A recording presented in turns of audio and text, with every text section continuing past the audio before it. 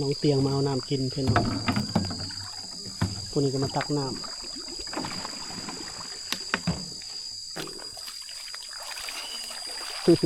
งามแล้วงามแล้ว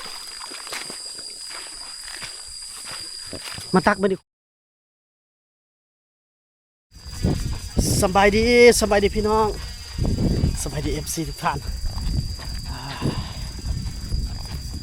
กำลังเห็นน้องเตียงหยุดก่อนพี่น้ำมาเนี่ยหันน้ำมาเนี่ยสบายดี FC นะสบายดีสบายดีงามๆเอาไหมเห็ดงามๆสบายดีงามๆนะนกงามนกงามสบายดีสบายดีจะไปใส่นี่ไปตักน้ำไปตักน้ำพี่น้องนี่น้องเตียงเพิ่นไปเอาน้ำกินเด้อเจ้ามาจะใส่นี่ล่ะคือนุ่งเครื่องแบบนี้มาจะใส่มาแต่หาหน่อไม้ได้บ่ได้หลายบ่บ่ได้เอาอึดยังหน่อไม้อยู่ป่ามันเต็มหมดเลย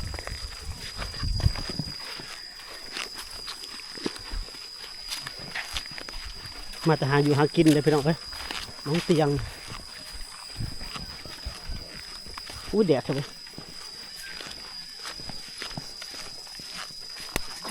เรานำกินบ่เนี่ย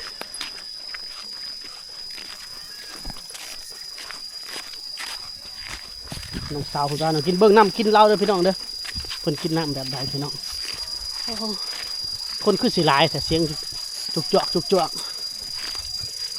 เดี๋ยวอ้ายถ่ายรูปไว้เดี๋ยวหลานเด้อถ่ายรูปงามเนี่ยเขาว่าหน้าตาคืออะไรยังก็เน็ตไอดอลเมืองลาวเด้อ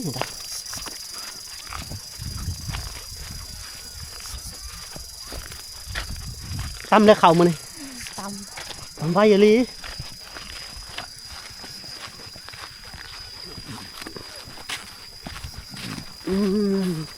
นี่มาทางนี้เสียงนิดหน่อยลายเลยเดี๋ยวปิดกล่อง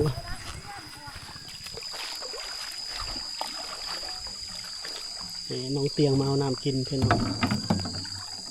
พวกนี้ก็มาตักน้ำเอาน้ำกินบ่น้ำกินเลยต้มอยู่บ่เมื่อนี่นะคือบ่ต้มแน่เจ็บท้องเลยเด้อยันเจ็บท้องเจ็บกันนั่นเจ็บฝนตกใหม่สำเนาะทำน้องเตียงพี่น้อง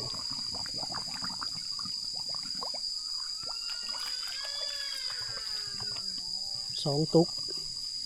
ขวดพลาสติกเพิ่นก็เก่าเลยพี่น้องอันนี้แกลลอนพี่น้องอันนี้แกลลอนน้ำมันเครื่อง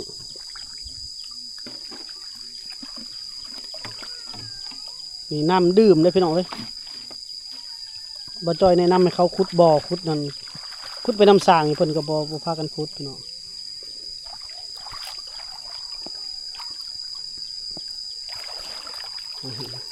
หยุดก่อนจะอ้ายสิขอถ่ายรูปไว้ก่อนจับจ้าเดี๋ยวถ่ายรูปก่อนนี่ก่อนงามแล้วมาตักไปดิคู่มือบ่ตอนเช้าเด้มาตอนเช้ากันนักบ่เบิ้งไอ้ลองหาบเบิ้งดูจับกล้องให้ไอ้หน่อยนึงมาไอ้ลองแบกเบิ้งไปจับกล้องให้ไอ้ไปนะ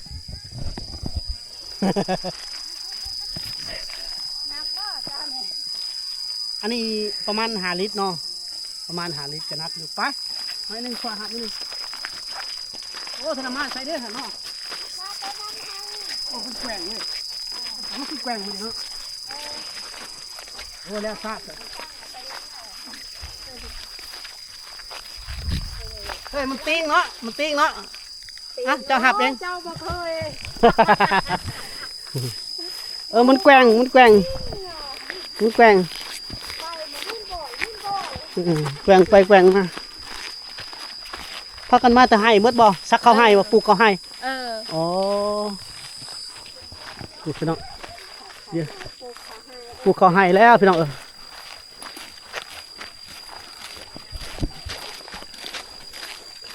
ไปเมื่อทางพี่บ่เฮาเมื่อทางนี้ทางเฮาและทางไหนปล่อยย่างเลยเนาะโอ้เกิดเพิ่นก็เป็นตะยันพลาดเลยพี่น้องเกิดใหญ่ๆเนาะเกิดตีนมีมันต้องใส่เกิดบางๆเกิดปานนี้พลาดมาเจ็บ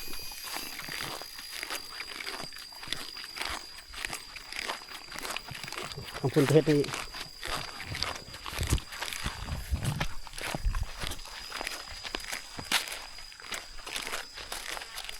มื้อนี้มาแต่หาหน่อไม้แล้วเพิ่นว่ามาแต่หาหน่อไม้แล้วก็มาตักน้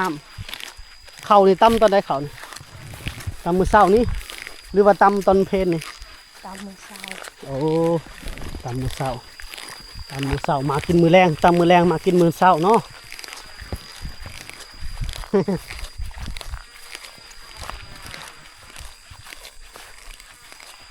พยายามมาถ่ายน้องเราดุๆพี่น้องให้เราเว้าเก่งๆปั่นเพิ่นให้มี FC หลายๆเดี๋ยวมี FC ฮักแพงพี่น้องเดี๋ยวเสียงหยังก็เมื่อกี้นี่ย่างอีกดูย่างไปดูเอ้าเสียงเกือบเจ้าห้องเลยเนาะแอ๊กแอ๊ก ว่ามันเสียงกบไอ้เขียดน้อยห้องเอ๊กออกเอ๊กออกยอกน้องเพิ่นได้พี่น้องไปแบะหาบน้ำก็บ่ได้อายกะหาบน้ำบ่ได้บัดกระตุกมันแกว่งเ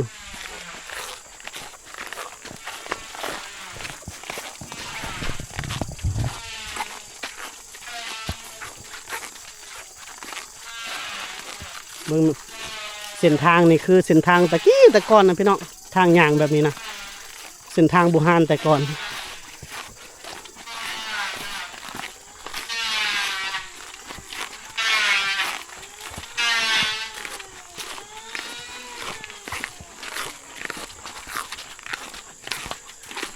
ประมา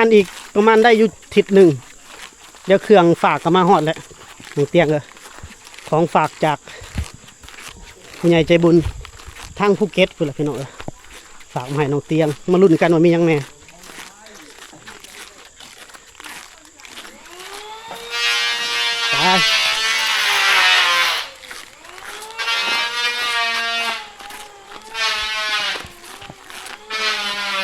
ไปให้ชมบรรยากาศในหมู่บ้านเลยพี่น้อง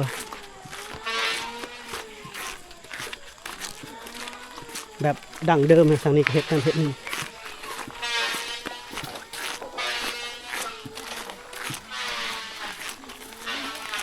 ตอนนั้นก็ตำเข่าได้พี่น้องคึกคืนขนาด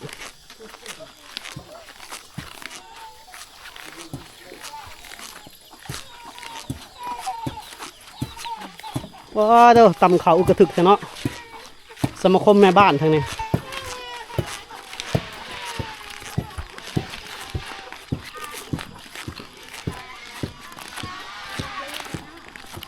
หมดเทือนแล้วไปขึ้นเลยหมดบ้านเพิ่นละ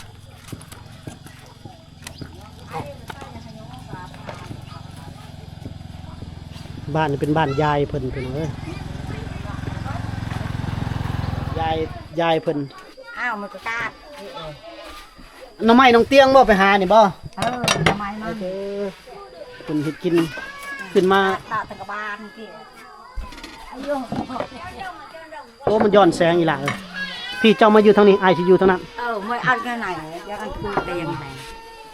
เยอะนางเยอะเยอะอะไร เจ้าน้องไปหาหน่อไม้นี่เนาะไปยกขึ้นเบิ่งนู่นหน่อไม้นะหน่อไม้ไผ่แม่นบ่หน่อไม้ยังเจิญ บางสัก บางอะซอบางอะซอหน่อไม้ไผ่ ทำไมบง หน่อไม้บงบ่ ท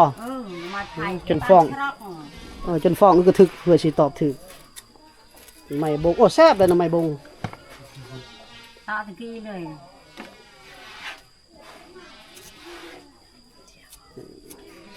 ไปหาหน่อไม้มาเนาะแล้วให้ยายเพิ่นเป็นคนเฮ็ดพี่น้องนี่เบิ่งกำลังฟดพี่น้องบแกงหน่อไม้กิน นี่ได้โยชินแล้ว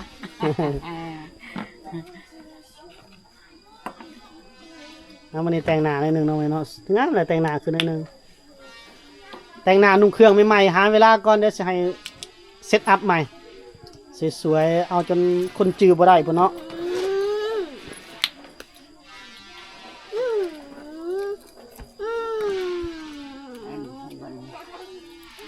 เฮ็ดกินก็เฮือนนี่นอนก็เฮือนนี่โอ้ยยาก น้องเตียงเพิ่นกำลังซับหน่อไม้เฮ็ดหน่อไม้ไว้แกงกินเพิ่นว่าแกงกินแรงมื้อนี้แหละเนาะน้องเตียงเนาะ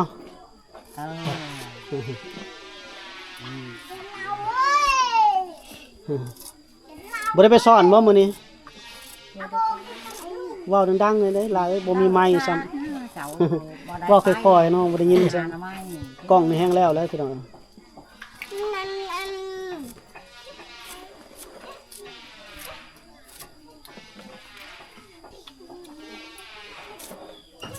โอ้บ่จอยมาอยู่ใกล้เตาไฟนี่นะมัน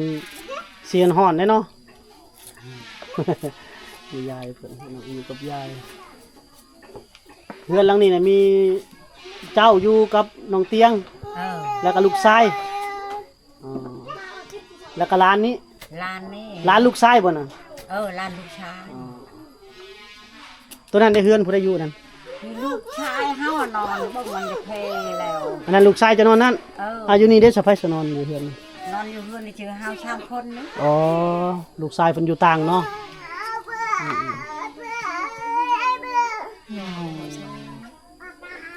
ก็โอเคแล้วหนาแน่นแล้วเฮือนซานบ้านซองก็ โอเค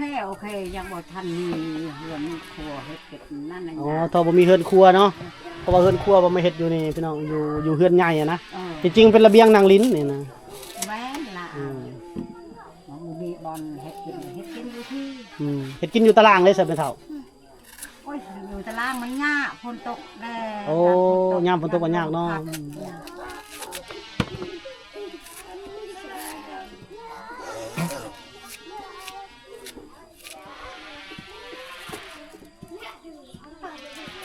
เก่งเนาะไปหาหน่อไม้มาแล้วก็มา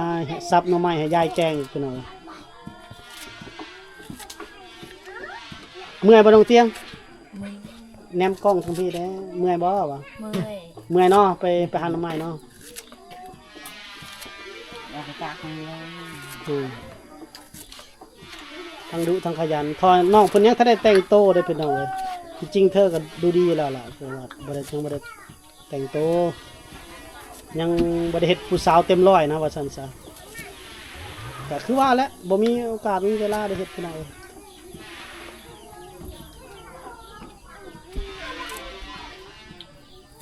ช่วยนำช่วยนั่นใช้เลยนำก็ใช้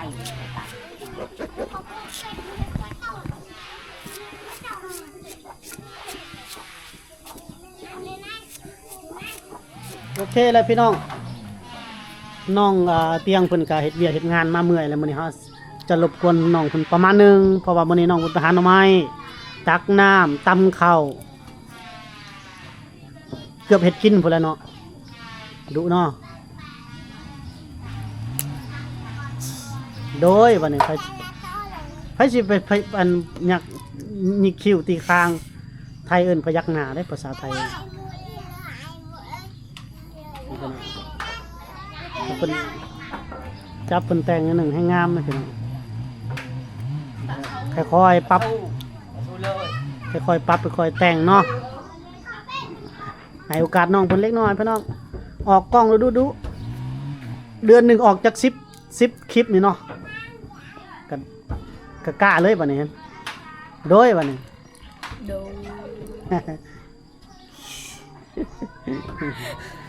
เป็นขี้เล่นหน่อยหนึงพี่น้องจบคลิปไว้ซ้ำนี้พี่น้องโอกาสหน้าพบกันใหม่เด้อพี่น้องเด้อวันหน้าจะมาแวะลินน้ำน้อยสำหรับคลิปนี้เขากล่าวคำว่าสบายดีสบายดีบัดนี้ สบายดี บ๊ายบาย บ๊ายบาย